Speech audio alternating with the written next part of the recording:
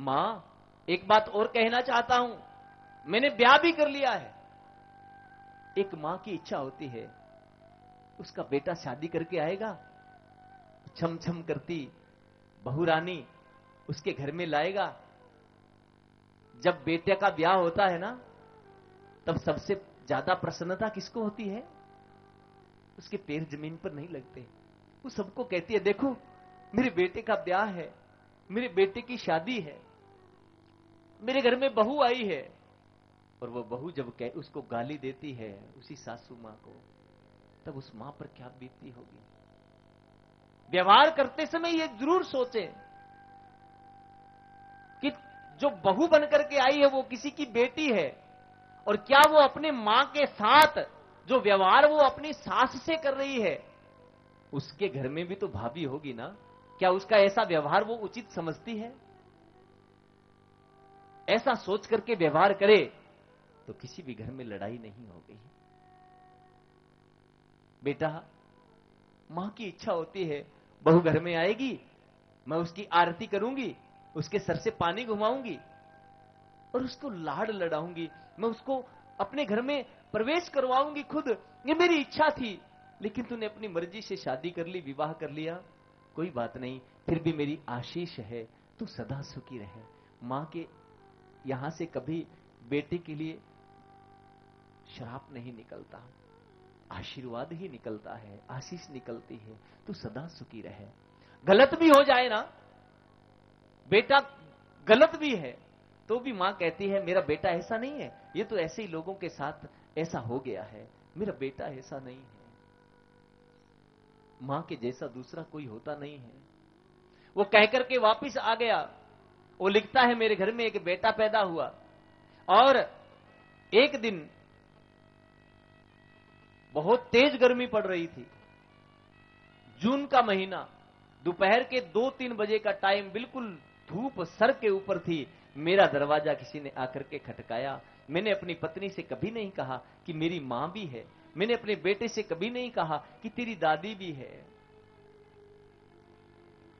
मैंने दरवाजा खटकाया तो बच्चे ने जाकर के दरवाजा खोला और वो चिल्लाया, अरे कौन आया, कौन आया, कौन आया, डर के भागा।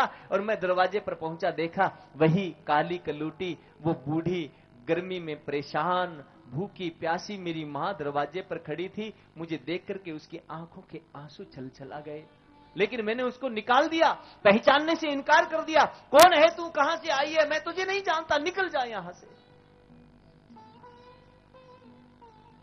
वो बोली, बेटा मैं तुमसे कुछ मांगने नहीं आई, मैं तो केवल तुझे देखने आई हूं, मैं चली जाऊंगी। लेकिन मैंने दरवाजा बंद कर लिया। मैंने नहीं देखा वो दोपहर की धूप में कैसे गई, कहां गई, मैंने कुछ नहीं देखा।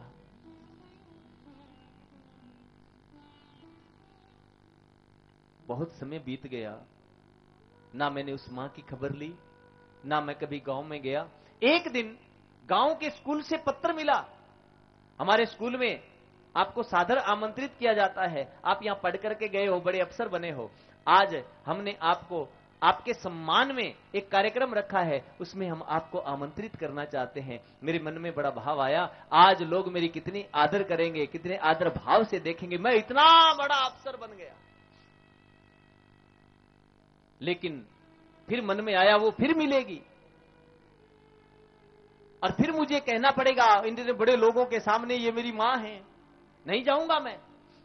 लेकिन ऐसा सुंदर अवसर मैं खोना भी नहीं चाहता था। लिखता है, मैं चला गया, मैंने जाने का निर्णय लिया, मन में सोचा मैं उस मां से नहीं मिलूंगा, लेकिन मैं इस अवसर को नहीं कहूंगा, मैं अवश्य जाऊंगा। मैं गया, मेरा बड़ा सुंदर स्वागत हुआ, फूल मालाओं से मुझे लाद दिया। मेरे मन में बड़ा अभिमान जाग रहा था, मैं आज इतना बड़ा आदमी बन गया।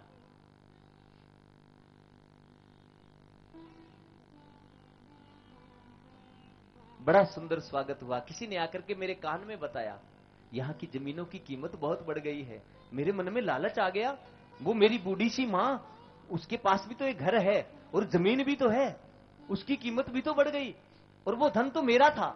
अगर मैं नहीं गया और मेरी मां ने किसी और को दे दिया तो मेरा कितना बड़ा नुकसान हो जाएगा, और फिर वो कितने दिन की है, थोड़े से दिन की तो है, मर तो जाएगी, वो धन मेरा हो जाएगा, जरा सा मिलने में क्या जाता है।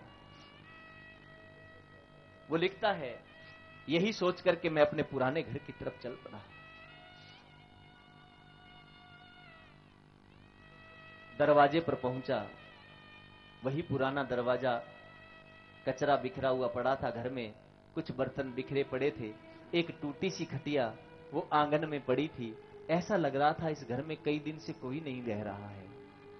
मैंने उसको आज जिस भाव से पुकारा, इस नाम से मैंने कभी नहीं पुकारा था। मैंने पुकारा, मां, ओ मां, तू कहां है? लेकिन कोई आवाज नहीं आई। मैंने सोचा शायद कमरे में होगी। मैंने कमरे में जाकर के पुकारा, मां, ओ मां, मां, लेकिन कोई आवाज नहीं आई। एक पड़ोसी दौड़ करके आया और उसने बताया, भैया तेरी मां को मरे तो 10 दिन हो गए हैं। जब मरी थी तो भी आंखें तेरा इंतजार कर रही थी। वो कह रही थी मेरा बेटा आएगा, मेरे बारे में पूछेगा, तो ये पत्थर लिख करके दे के गई है, ये मेरे बेटे को दे देना। अंतिम समय में भी तेरा इंतजार कर रही थी, लेकिन तू नहीं आया, कांधा देने भी नहीं आया। मेरे मन में बड़ी प्रसन्नता हुई, अच्छा हुआ मर गई वो, अब ये सारी जमीन, अब ये घर, ये सब मेरा हो गया। और उसके पत्थर को क्या क्या पढ़ना, क्या लिखा होगा। फिर मेरे मन में आया, आखिर बाहर लिखा है, पढ़ने में क्या जाता है। वही टूटी सी खटिया पर मैं बैठ गया और पत्थर खोल करके मैं पढ़ने लगा। क्या लिखा था, मेरे प्यारे बेटे, मैं जानती हूं तू मुझसे प्यार नहीं करता, मैं तुझे अच्छी नहीं लगती, क्योंकि मैं कानी हूं, क्योंकि मैं काली हूं। लेकिन बेटा, एक राज मैंने आज तक तुम्हें नहीं बताया, आज आखिरी समय है, मैं तुम्हें बता देना जरूरी समझती हूं। मैं कानी नहीं थी, मैं काली नहीं थी, मैं बहुत सुंदर थी। एक दिन तेरे पिता ब्याह करके मुझे इस घर में लेकर के आए थे। बड़ा सुंदर मेरा स्वागत हुआ। मेरी सासू मां थी, बड़ा मुझसे बड़ा लाड़ करती थी, बड़ा प्यार करती थी, मैं उसकी बहुत सेवा करती थी। एक दिन मेरी सासू मां इस संसार से चली गई और तेरा जन्म हुआ। हमारे घर में खुशियों की बाढ़ लग गई। मैं बड़ी प्रसन्न हुई कि मेरे घर में बेटा पैदा हुआ है।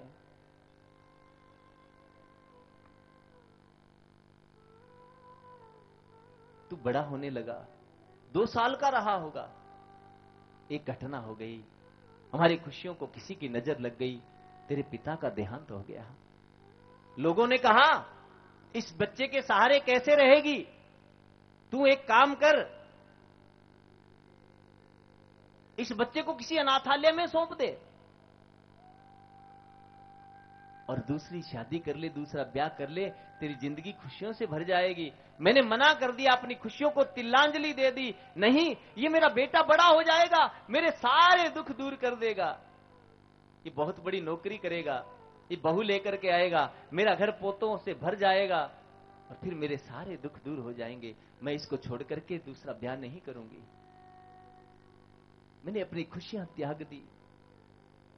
लेकिन एक अनहोनी हुई। एक दिन तू खेल रहा था, तेरी आंख में एक लकड़ी लगी, तेरी आंख निकल गई। मैं डॉक्टर के पास भागी, डॉक्टर साहब मेरे बेटे को ठीक कर दीजिए, मेरे बेटे की आंख खराब हो गई है। डॉक्टर ने कहा एक आंख से कभी नहीं देख पाएगा, ये काना हो गया है। डॉक्टर साहब आप कोई भी कीमत ले लीजिए, लेकिन मेरे बेटे की दोनों आंखें ठीक कर दीजिए, मेरे बेटे को कोई काना न कहे। डॉक्टर ने कहा अपनी आंख कोई डोनेट कर दे तो इसकी आंख ठीक हो सकती है। मैं कानी नहीं थी रे, लेकिन तुझे कोई काना न कहे, इसके लिए मैंने अपनी एक आंख तुझको दे दी। डॉक्टर ने कहा इसकी ये आंख फिर खराब हो सकती है। मैं जिस दिन दोपहर में गई थी ना, मैं कोई स्वार्थ के लिए नहीं गई थी, मैं तो इतना ही देखने गई थी कहीं मेरा बेटा फिर से काना न हो जाए। मैंने तो जाना ही है, अपनी दूसरी आंख देकर के भी मैं तुझे दुनिया देखने वाला कर देती, ताकि लोग तुझे काना न कहे, काला न कहे। मैं काली नहीं थी, मैं काली नहीं थी। वक्त ने, परिस्थितियों ने मुझे काला कर दिया। कब आंख से आंसू निकल पड़े, लिखता है मुझे पता ही नहीं चला। मुंह से निकला, मां आज उस पत्थर के रूप में वो मुझे बहुत सुंदर लग रही थी, इतनी बड़ी कुर्बानी तुमने मेरे लिए दे दी। एक बार वापस आ जा मां, मैं तुम्हें कभी दुख नहीं दूंगा, मैं तो सारी दुनिया की खुशियां तेरे चरणों में ला करके डाल दूंगा मां, लेकिन एक बार तुम वापस आ जा। लेकिन अब क्या हो सकता था, वो तो वहां चले गई जहां से कोई लौट करके वापस नहीं आता। मां मां होती है बंधु, मां जैसा दूसरा कोई नहीं होता। पूजा न हो पाए चलेगा, यज्ञ न हो पाए चलेगा, लेकिन तुम्हारे द्वारा ऐसा कोई कर्म न हो जाए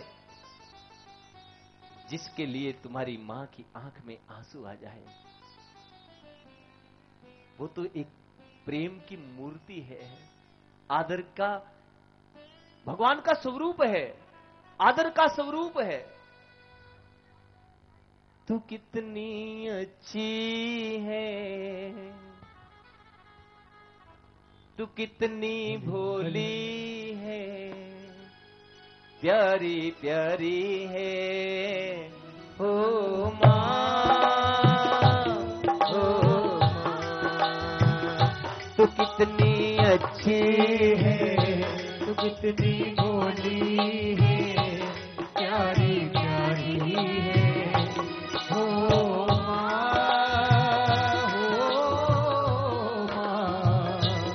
हो मां,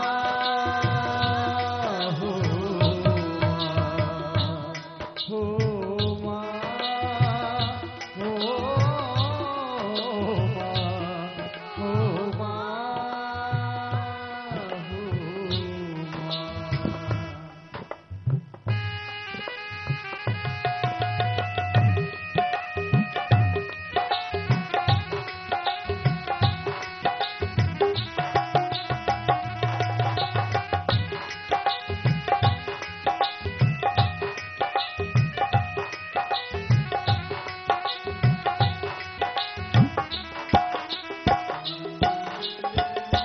मां, बच्चों की जान होती है, मां बच्चों की जान होती है। वो होते हैं किस्मत वाले जिनके मां होती है, वो होते हैं किस्मत वाले जिनकी मां होती है। मेरे हंसने पे, मेरे रोने पे तू बलिहारी है ओ मां,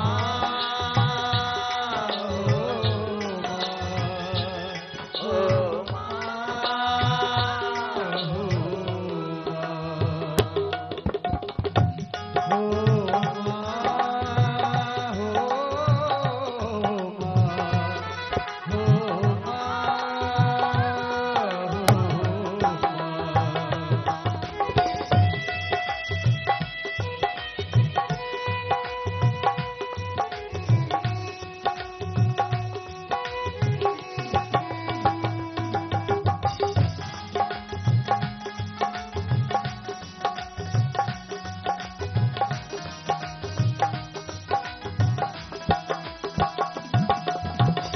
अपना नहीं कोई दुख सुख कोई, अपना नहीं है दुख सुख कोई, अपना नहीं तुझे दुख सुख कोई, अपना नहीं तुझे दुख सुख कोई।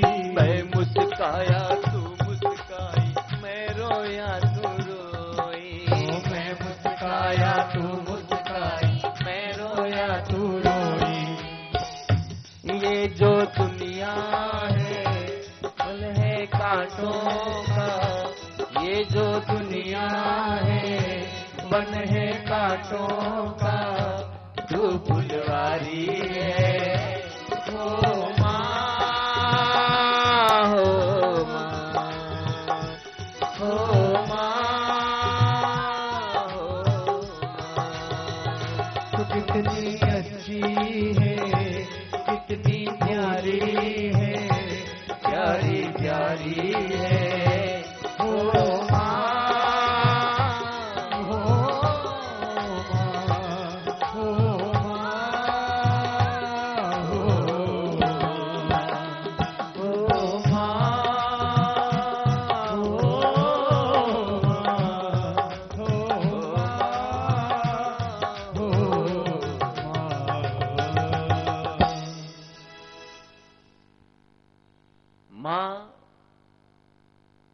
भगवान ने भी दो दो माएं की। भगवान बोले एक मां के प्यार से मेरा मन नहीं भरता, इसलिए राम अवतार में तो 3 माएं की, कृष्ण अवतार में 2 मां, और दोनों का कितना आदर किया। भगवान तो सबको प्रेम दे रहे हैं, सबका आदर करते हैं, और इतना प्रेम देते हैं कि मर्यादाएं भी नहीं है। प्रेम में मर्यादा नहीं। भगवान बछड़े लेकर के जब वन में जाते हैं तो गोप ग्वालों का जूठा खाते हैं। सब गोप ग्वाले भोजन लेके जाते हैं, उनका बचा हुआ जूठा भगवान उनके साथ खाते हैं। और मर्यादा क्या है? भोजन शांत बैठ करके करना चाहिए, एकांत में बैठ के करना चाहिए। यहां उल्टा है, भगवान भोजन कर रहे हैं, गोप ग्वालों का जूठा खा रहे हैं, और मर्यादा कुछ नहीं है। कभी इधर से भाग के ले लिया, कभी इधर से भाग के ले लिया। ब्रह्मा जी ने देख लिया, ब्रह्मा जी विधि के देवता हैं, ये क्या नियम है, ये कैसा भगवान है, लोगों का जूठा खा रहा है। तो ब्रह्मा जी ने क्या किया? बछड़ों को ले जाकर के अपने लोक में छुपा दिया। बछड़े दिखाई नहीं दिए तो भगवान ने कहा मैं ढूंढ करके लाता हूं, तुम सब लोग यहां बैठो। गोप ग्वाले बैठे, भगवान ढूंढने गए तो पीछे से गोप ग्वालों को भी ले जाकर के ब्रह्मलोक में छुपा दिया। 1-2 दिन नहीं, 1 साल पूरा। यहां बछड़े नहीं, ग्वाले भी नहीं, भगवान समझ गए ब्रह्मा जी की करतूत है। भगवान ने क्या किया? जितने ग्वाले थे भगवान स्वयं उन्हीं रूपों में, और जैसे जैसे वस्त्र उन्होंने पहन रखे थे वैसे वैसे ही वस्त्र बना लिए। और भगवान ने सिखाया, हे ब्रह्मा जी, तुम्हें तो सृष्टि बनाने के लिए रॉ मटेरियल चाहिए, 5 तत्व की आवश्यकता होती है, वो मैं बनाता हूं, लेकिन मुझे तो कुछ नहीं चाहिए, मैं तो बिना मटेरियल के ही सृष्टि खड़ी कर देता हूं। ग्वाले भी बन गए और बछड़े भी। और आज बछड़ों से गौ माता ज्यादा प्रेम कर रही है, ग्वालों से मैया भी ज्यादा प्रेम कर रही है। क्यों? क्योंकि भगवान ही सब रूपों में बने हैं। और ऐसा भी कहते हैं एक संत कि जब ये लीला भगवान की चल रही थी, किसी को पता, बलराम जी को भी पता नहीं चला। और एक दिन ब्रिज की पंडिताइन ने कह दिया, 1 वर्ष तक कोई मुहूर्त नहीं, अपनी अपनी बेटियों की शादी जिसने करनी है अभी कर दो। तो सबने अपनी अपनी बेटियों की शादी ग्वालों के साथ कर दी। और सब ग्वाले कौन बने हुए हैं? इसलिए समस्त गोपियों का ब्याह भगवान से ही हो गया। 1 वर्ष पर्यंत बलराम जी को पता चला, ब्रह्मा जी ने सोचा देख करके तो आऊं, क्या लीला चल रही है। आकर के देखा तो उतने ही गोप ग्वाले और बछड़े सब वैसे ही चल रहे हैं। तो ब्रह्मा जी ने सोचा, मेरे लोक से यहां कौन ले आया इनको? ब्रह्मलोक में जाकर के देखा, लेकिन जब तक ब्रह्मलोक में ब्रह्मा जी पहुंचे, भगवान ब्रह्मा जी बन करके पहले ही ब्रह्मलोक में पहुंच गए। द्वारपालों से बोले, देखो रे, एक बहरूपिया घूम रहा है मेरे जैसा, उसको भीतर मत आने देना। और जैसे ही ब्रह्मा जी दरवाजे पर आए, द्वारपालों ने कहा, अरे कहां जाता है? ब्रह्मा जी बोले, मैं ब्रह्मा हूं, तुम्हारा मालिक, दिमाग खराब हो गया तुम्हारा। द्वारपाल बोले, तेरे जैसे ब्रह्मा बहुत घूमते हैं, चल निकल यहां से, बहरूपिया कहीं का। ब्रह्मा जी समझ गए, वहां से तो गए सो गए, यहां से भी गए। अरे भैया, मैं तुम्हारा मालिक। बोले, हमारे मालिक तो भीतर बैठे हैं। अच्छा, तो भैया आपके मालिक से कहो कि मैं मिलना चाहता हूं। अच्छा, पूछ कर आते हैं। द्वारपाल गया, महाराज वो बहरूपिया मिलना चाहता है। भगवान ने बोला, भेज दो। और जब तक ब्रह्मा जी भीतर गए, भगवान अंतर ध्यान हो गए। अब ब्रह्मा जी सब गोप ग्वालों को संग लेकर के आगे करके और भगवान की शरण में गए और भगवान की स्तुति करी। 3 परिक्रमा करके भाग गए। क्यों? वैसे तो विष्णु भगवान की 4 परिक्रमाएं होती हैं, भगवान शिव की आधी, सूर्य भगवान की 2 और दुर्गा की 1 परिक्रमा होती है। लेकिन ब्रह्मा जी ने 3 ही परिक्रमा करी। क्यों? कि मालिक जब नाराज हो तो नौकर को ज्यादा देर सामने ठहरना नहीं चाहिए। थोड़ी देर में क्रोध शांत हो जाए तो फिर आ जाओ, इसलिए जल्दी भाग गए। और 1 वर्ष पर्यंत जब भगवान ये लीला शुरू कर रहे थे, भोजन कर रहे थे, तब अघासुर को मारा। उसके बाद सब गोप ग्वालों को ब्रह्मा जी ले आए। तो ये अघासुर को मारने की बात भी 1 साल के बाद जाकर के गोप ग्वालों ने बताया। उनको पता नहीं चला कि 1 वर्ष बीत गया, वो तो जैसे नींद से जागे हों। मैया कन्हैया ने अघासुर मार दियो।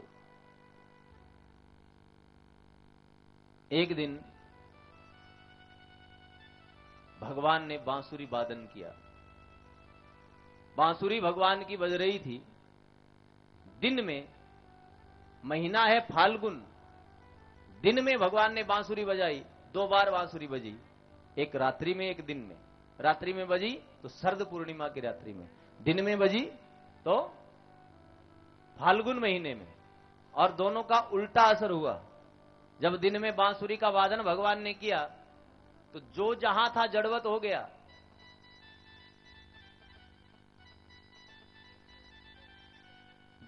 वो बछड़ा गौ माता का दूध पी रहा था, झाग मुंह से निकल रहे हैं, स्तन मुंह में है, दूध पीना ही भूल गया। वो गैया मैया घास खा रही थी और घास मुंह में है, जुगाली करना ही भूल गई। ध्यान मुरली में लग गया। जीव जंतु पशु पक्षी सब जड़वत हो गए। प्राकृति भगवान की सेवा करने लगी। वो बादल भगवान को छाया करने लगे। वृक्षों के फूल झड़ रहे हैं। ऐसा लग रहा है जैसे वृक्ष भगवान पर फूलों की वर्षा कर रहे हैं। और यमुना जी शांत हो गई। गैया मैया का दूध निकल करके और यमुना जी में बहते जा रहा है। कितनी सुंदर व्यास जी की कल्पना है। वो सफेद दूध की धारा वो यमुना जी में यूं चल रही है। यमुना जी है श्याम और सफेद वो धवल दूध की धारा यमुना में बह रही है। ऐसा लग रहा है जैसे कोई प्रियतमा अपने भगवान से मिलने के लिए सफेद साड़ी पहन करके जा रही हो। और वो कमल के फूल यूं उछल रहे हैं। ऐसा लग रहा है यमुना जी भगवान को कह रही हैं, प्रभु ये पुष्प आपके लिए हैं, इन्हें स्वीकार कर लीजिए। और एक मोर नाचते हुए, मोर तो वैसे ही सुंदर होता है और नाचता हुआ मोर और भी सुंदर लगता है। मोर मुकुट, अपने मुकुट का आभूषण भगवान ने मोर के पंख को बनाया है। पंख क्यों धारण किया भगवान ने? क्योंकि मोर में काम वासना नहीं होती, इसलिए भगवान अपने माथे पर मोर का मुकुट लगाते हैं। और भगवान ये बताना चाहते हैं कि जिसमें वासना नहीं होती वही मेरे माथे का मुकुट बनता है। और दूसरा कारण क्या रहा? आज ये मोर ने बड़ा सुंदर काम कर दिया। वो नाचता हुआ मोर ऐसा लग रहा जैसे कह रहा हो, आ जाओ कन्हैया तुम्हें किसी से मिलाता हूं। कहां पहुंचा? मोर नाचते हुए आगे आगे, कन्हैया पीछे पीछे। और कहां पहुंचा? प्रेम सरोवर पे। क्यों? वहां आज राधा जी आई थी। राधा भक्ति का नाम है। श्रीमद् भागवत कथा में सुखदेव जी ने एक बार भी राधा जी का नाम नहीं लिया। क्यों? क्योंकि राधा जी सुखदेव जी की आराध्या हैं और राधा जी का नाम जैसे ही लेते हैं तो समाधि लग जाती है। तो कथा 7 दिन में कैसे पूरी करूं? इसलिए सुखदेव जी महाराज ने केवल इशारा किया, आराधितो नूनम यस्य बिना इति। जिसके बिना भगवान की पूजा ही न हो, ए राधना, ए राधा ना, बिना राधा के जो है ही नहीं वो भगवान। तो भगवान राधा जी से बहुत प्रेम करते हैं और जहां राधा है वहां भगवान है। तो आइए हम सब भी मिलकर के राधा जी के नाम का वंदन करें। ओ प्यारी रस से भरोड़ी राधा रानी लागे, राधा रानी लागे। माने कारो कारो यमुना जीरो पानी लागे। ओ प्यारी रस से भरोड़ी राधा रानी लागे, राधा रानी लागे। माने कारो कारो यमुना जीरो पानी लागे।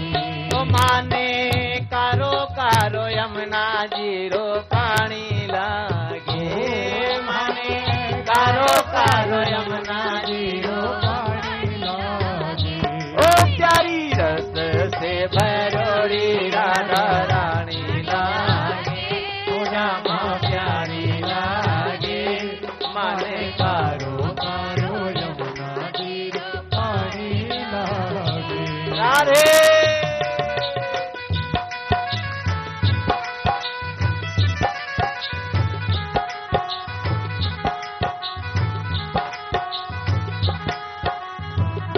देखो भैया, ये राधा जी का संकीर्तन है और इसमें जो ताली नहीं बजाते ना, भगवान अगले जन्म में उनको 4 देते हैं।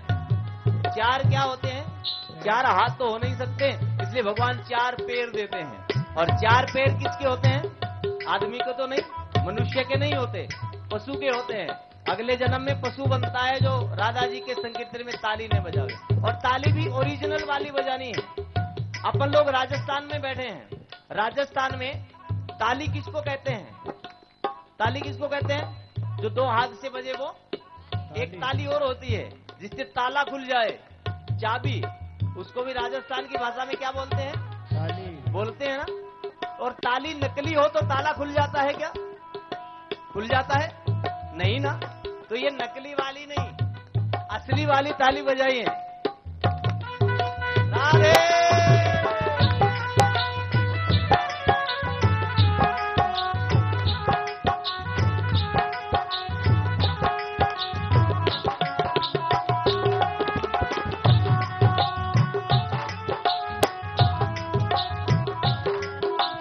यमुना जी तो कारी कारी, राधा गोरी गोरी।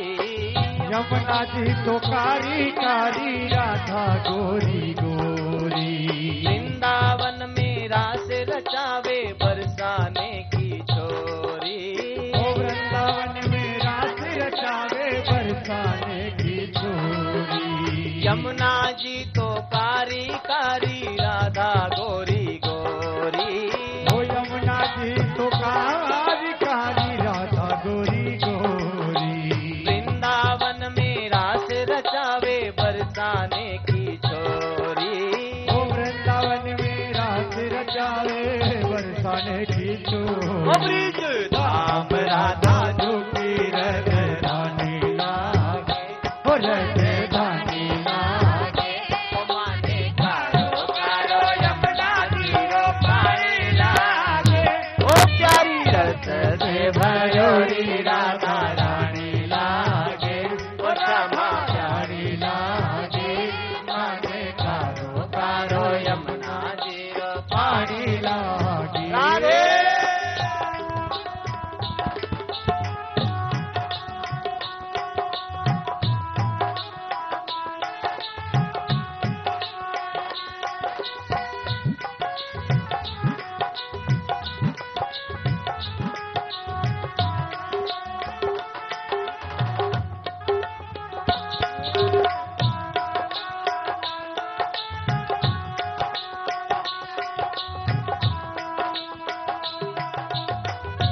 आपकी तालियों का आनंद नहीं आ रहा। एक काम कीजिए, आपने किसी ज्योतिषी को अपना हाथ दिखाया है कभी? दिखाया है? नहीं? अरे तो दिखाइए मुझे।